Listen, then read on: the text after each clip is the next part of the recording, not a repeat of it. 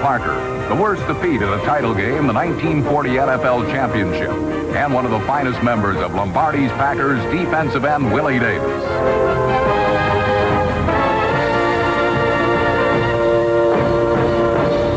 This ESPN program... It's never been easy for an offensive lineman to become rich and famous.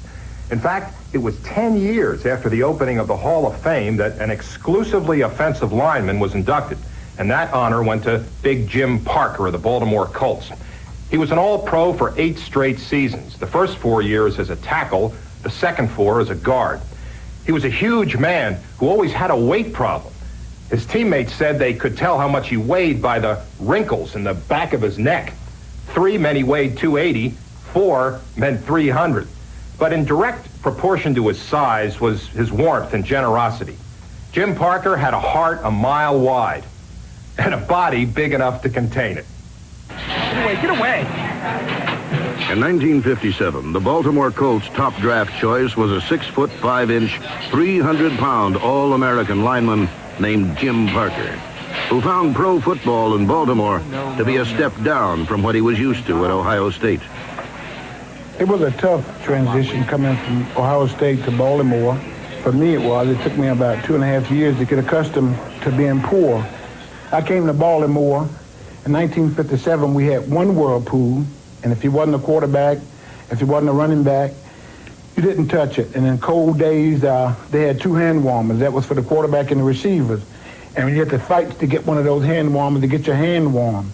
I remember in Green Bay, it was so cold out there, me and about 5 other guys spotted an old glove laying on the field, and we dove on it and almost lost all 5 of us trying to get to that one glove to put on our hand. Big Jim Parker lived in a dream world, and his surrealistic visions were the source and sustenance of his professional greatness. In the back of my mind, I would fantasize a lot. On pass blocking, I would pretend I was a mountain, and that the other guy, he had to get around this mountain, and it was impossible.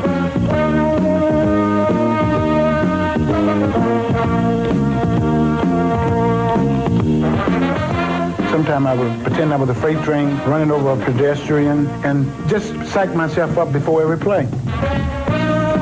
You run into Jim Parker, it's like just running into the side of a house. I mean, he likes to say of himself as a truck, but you can maybe get away from the truck, but here's the side of a house. And I ran into Parker, and he never gave an inch. Parker was like putting an apartment house in the line. I mean, literally, the man was so huge. And when I first saw Jim Parker play, I was amazed because he had great quickness, good feet, good balance, and also this incredible size and strength. And I think perhaps the most difficult thing for me to deal with as a defensive lineman was someone who had this huge bulk, who still had enough mobility to move around. Parker's blocks opened the holes that Lenny Moore ran through en route to the Hall of Fame.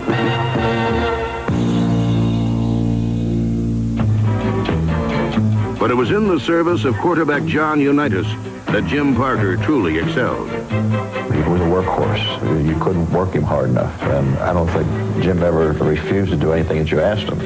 And you hardly got any conversation out of Jim in the huddle. Most of the times I said, Jimmy, you all right? Mm-hmm. And that was it with him. But that's the type of individual that Jimmy was. He was an unselfish man, and he gave everything he had for you. Parker's peerless pass protection enabled John Unitas and Raymond Berry to develop into the era's most successful pitch-and-catch combination. For when Jim Parker was living out his fantasies, it was tough for mere mortals to make it around the mountain.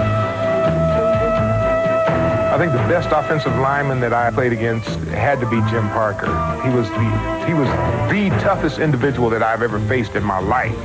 Yeah, I tell you what, I've seen him mash people and bury them and then gore them.